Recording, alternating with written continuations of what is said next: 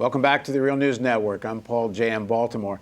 We're continuing our discussion with Henry Giroux, who joins us again from Hamilton, Ontario. He's a professor for scholarship in the public interest at McMaster University and author of his most recent book, Disposable Futures, The Seduction of Violence in the Age of Spectacle, and a new book about to come out, America at War with Itself. He's a regular contributor at Truthout as well. Thanks for joining us again, Henry.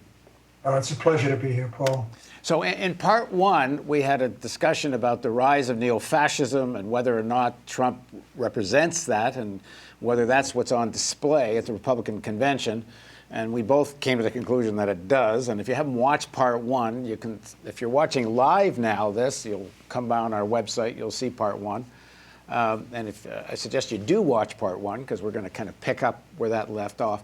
In the first part, we showed a clip from Rudy Giuliani and Sheriff David Clark calling for defense of the social order, and everyone's in fear, and the worst kind of rhetoric we've heard since perhaps, well, I guess we heard it after 9/11, and then we heard it during the McCarthyite period.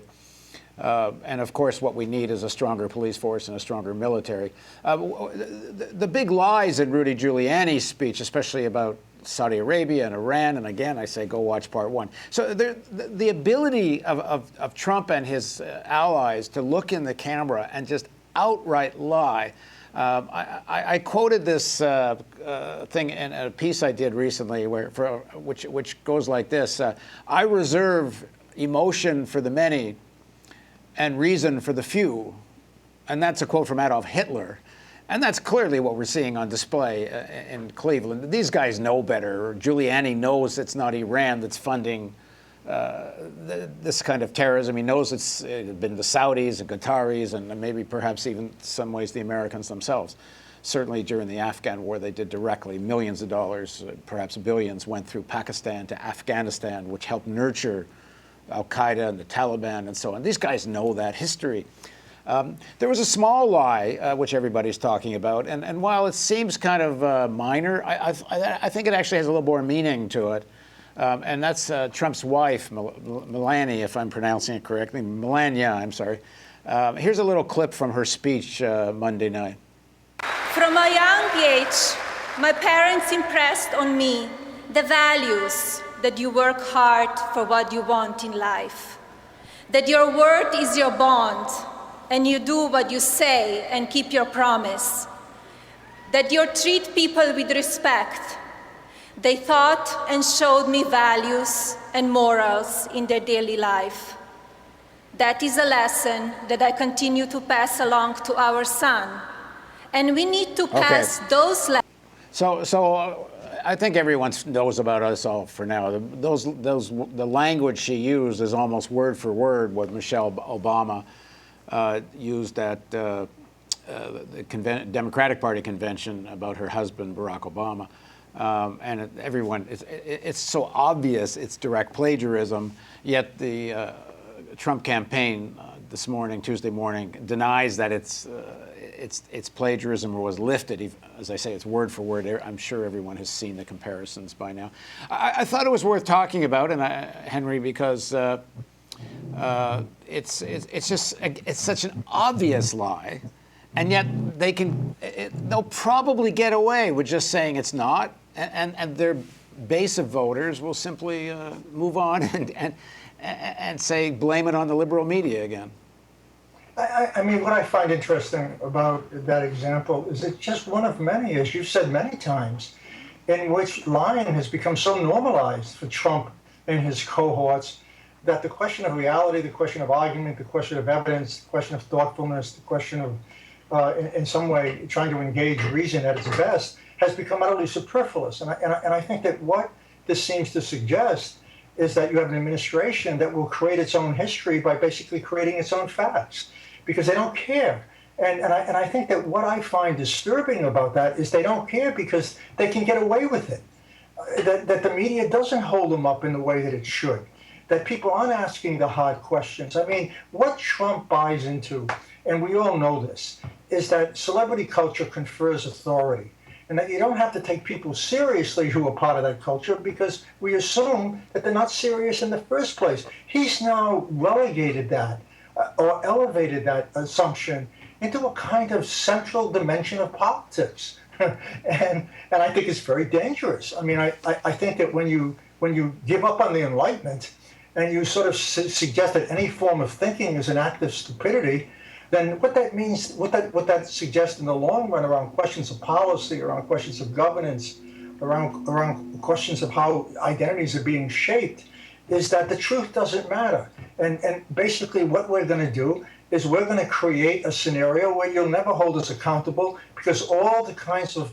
things that make people accountable, from evidence to serious arguments to important dialogue to matters of accountability, now don't matter anymore. Right. Truly, that's the mark of a fascist regime. And of course, he can get away with this, and he's likely to get away with this, partly because he's going to say, well, even if that's true, and maybe she did it, and maybe a speechwriter did it, how does that compare with lying about these emails? And it's very likely that the reason Hillary Clinton had this server is to avoid the Freedom of Information Act, which shows some intent to at the very least, circumvent the law. Maybe it wasn't outright illegal, who knows. But much bigger lies in terms of the defense of what happened in Libya. I mean, Trump might even go there. I don't know. He certainly critiqued Clinton on Libya, even though he himself, and this is where his own big lies, at the time of the Libya intervention, he called for American troops to invade Libya to overthrow Gaddafi. So this supposed opposition of his to regime change in Libya is another big lie. But on the other hand, Hillary Clinton and Barack Obama, but if we're to understand it correctly, Clinton was the sort of impetus here. They committed war crimes in Libya. Even if one accepts the UN resolution in defense of Benghazi, and a lot of people don't, but even if you do, the overthrow of Gaddafi is a war crime because it was not authorized by the United Nations. It was supposed to be simply defense of Benghazi. Clinton's been involved in in targeting Assad and helping create the conditions for the terrorism in Syria, and so on. Supports the Iraq War. I mean, go on. And then the even bigger overarching issue, and this is what I wanted to talk a bit more about in this segment, is the massive transfer of wealth from most ordinary working people to this tiny fraction. You know, people say 1%. It's probably really more like 10%, even though most of it went to the 1%. This massive transfer of wealth, particularly during the time of the Obama administration, has helped create the conditions for all this. So how do you deal with this issue, Henry, of the enablers of this rise of neo-fascism, because so many people's lives have been ruined over the last decade and a half, and the phenomena itself of Trump? Well, I think that what you're suggesting and what I believe is actually quite true is that Trump and the Democrats really represent two different elements of the same coin. I mean, what you have is a savage form of neoliberalism that now dominates most of the globe, in which questions of power and questions of justice are completely removed from any sense of accountability. And you have a system that basically consolidates wealth in the interest of basically a financial elite. I mean, what you're witnessing is a kind of class war with two different discourses, two different modes of legitimacy. One is very outright and very savage in its endorsement of the kind of brutishness and the what we would call the breeding ground for violence and injustice. And the other sort of takes, I think, a softer side. I mean, it doesn't call for eliminating 11 million Mexicans in the United States, but at the same time, you have a president who has an assassination list. You know, you have a candidate on the Democratic Party who's basically a warmonger. I mean, both of these positions share, it seems to me, in a political economic system that basically is as unjust as it is brutal. And I think what we need to do is be able to understand what they have in common. I mean, when we talk about the lying, as you just did, I mean, isn't it interesting? When politics becomes unaccountable, people lie and they think they can get away with it. And we see this both in, of course, the Republican and Democratic Party. Both are now parties of extremists because they're basically governed by the financial elite. We no longer have a sovereign state. We have an economic state. And I think that when economics drives politics, at one level, you get the most rabid representations of that, of course, in the Republican Party. And on the other hand, you get representations of it that try to downplay what it does in the name of democracy. Trump doesn't speak about democracy. He's unapologetic about democracy. He doesn't need it. He doesn't want it. He doesn't think it works. On the other hand, you have a Democratic Party that hides what it does in the false language of democracy. But they both share something in common. They share in a system that is as savage as it is brutal, that produces enormous inequities, that has ruined the social state, and has basically celebrated and expanded the punishing state.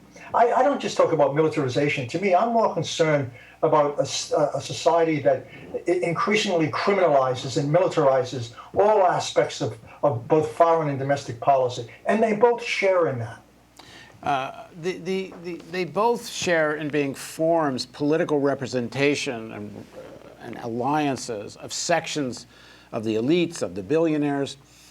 They both, their really underlying economic policies not different in that it both represents hypercapitalism, it both represents defense of this sort of parasitical Wall Street. There is some difference, I believe, in the debate in the elite about just how intense can the exploitation of American workers get. And I think the Democrats have represented over the last decades, even including Roosevelt in this, although he represented a kind of more rational sector of the elites.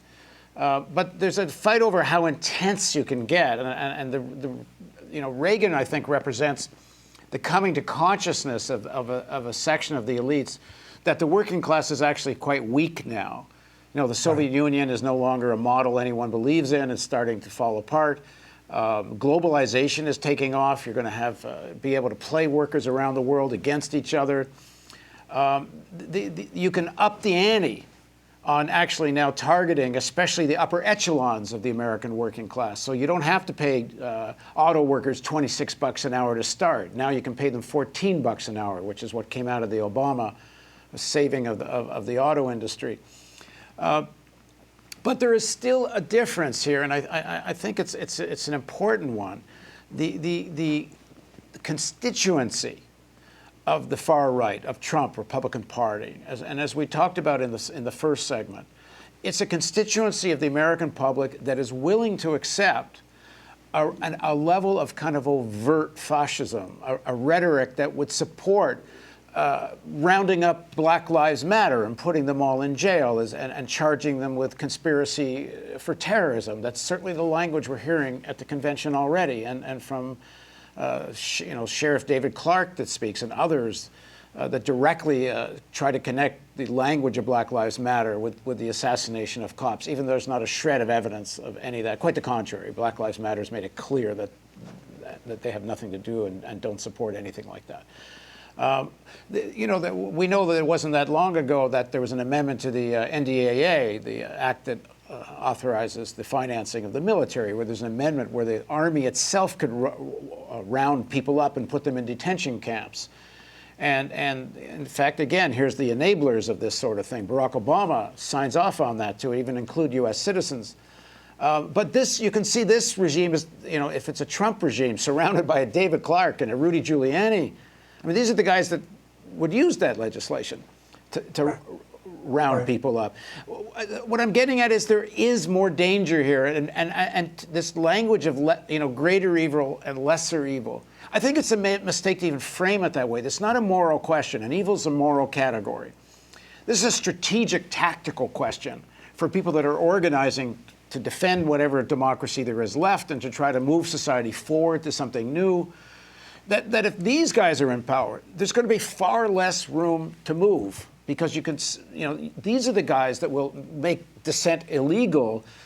The Clinton-type forces, Obama-type forces, they depend on a black vote. They depend on a Hispanic vote. They depend on educated voters. They depend on, urban workers who don't fall for this kind of stuff. So as long as there's still electoral politics, and for the foreseeable future there is. We don't know how long that lasts.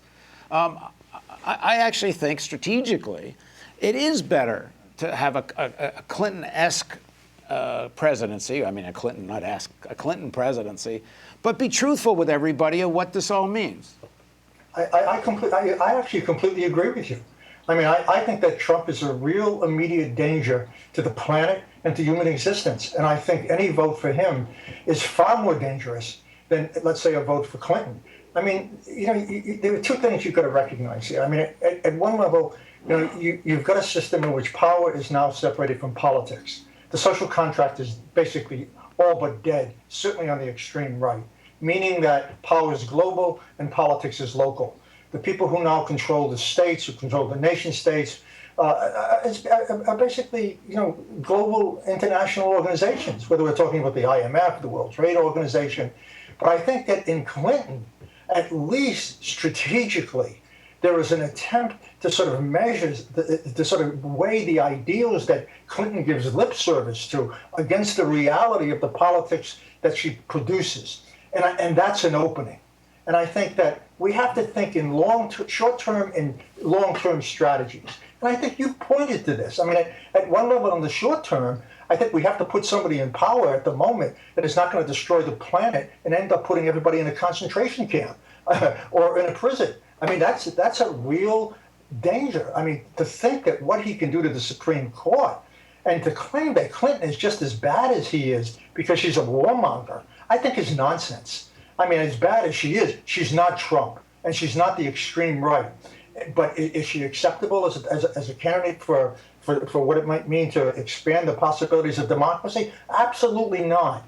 And I think in the long run, what we have to do is we have to organize people to basically participate in the short term in strategic kinds of elections, for instance, where school boards would not be turned over to the right, or make sure that social provisions are being put into place that benefit the working class, or do everything we can to defend public schools, do everything we can to defend public goods. But in the long run, we need a third party. In the long run, the system is utterly corrupt. It's going to be changed. But that doesn't mean that we simply drop out of the system entirely and turn it over to the lunatics and the warmongers. I think that's completely wrong. And I don't buy that left argument. I mean, I think the left doesn't sense the most immediate danger that we face with these fascists who are about to, unfortunately, potentially come to power. Yeah, and I don't think in doing that you need to create illusions about Clinton and right. And eventually apologize. We don't need to apologize for Clinton to recognize that we're in a state of crisis so severe that it's unlike anything we have faced in probably the history of this nation since the Civil War. The critical, I think, thing we have to keep saying, it's not about Hillary Clinton, and it's not about the Democratic Party. It's about hypercapitalism. It's about hypercapitalism has become so parasitical that finance and the preponderance of the elites, they make more money out of this gambling casino capitalism. They're not very interested in what the hell actually goes on in the economy. They've become so short-sighted. They are such con men and snake oil salesmen, as I was saying, that Trump is really a legitimate face of them. Even though I would say the majority of them trust Clinton to manage capitalism more than they trust Trump to do it. A couple of things I think are for sure. One is either one of two things are going to happen over the long run, because we know there's going to be another economic meltdown. There's going to be another situation where there's going to be a tremendous impetus to go to war, and we know about coming climate disaster. And one of only two things are going to happen, which is the Democratic Party, as representative of parasitical hypercapitalism, is either going to create the conditions for another Trump, or Trump himself, to come to power, or two, the Democratic Party will give rise to their own Trump. And they'll morph into this type of, use right populism and win over enough sections of society that they can play that card. So in the longer run, we better get organized independent of these elite parties and tell people all of this.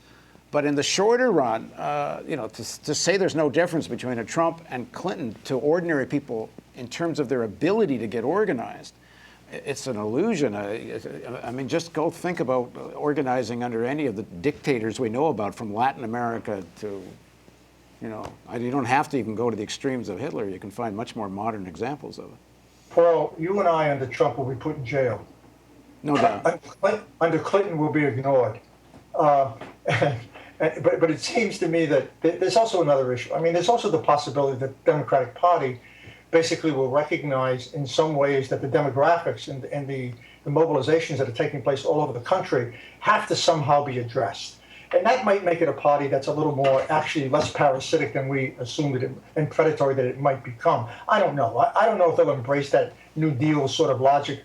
But the Democratic Party, unlike the Republican Party of extremists, has to find ways to legitimate itself. That means that it has to somehow create ideologies that give the impression that it's really about furthering democracy rather than destroying it. On the other hand, Trump doesn't care about ideology. He doesn't need an ideological justification for what he does in ways that suggest it has something to do with democracy itself. He's just simply saying, hey, look, the country is in crisis. Well, I'm going to mobilize fear. I'm going to get rid of people who dissent, and I'm going to be a warmonger. And I'll do everything I can to make sure that the financial class is happy, because basically they're going to fund my campaign.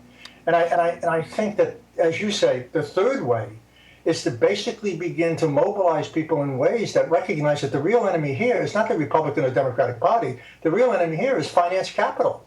The real enemy here is a savage form of neoliberalism that breeds nothing but misery, intolerance, inequality, and massive degrees of human suffering. I mean, look, 70,000 people die a year in the United States because of poverty.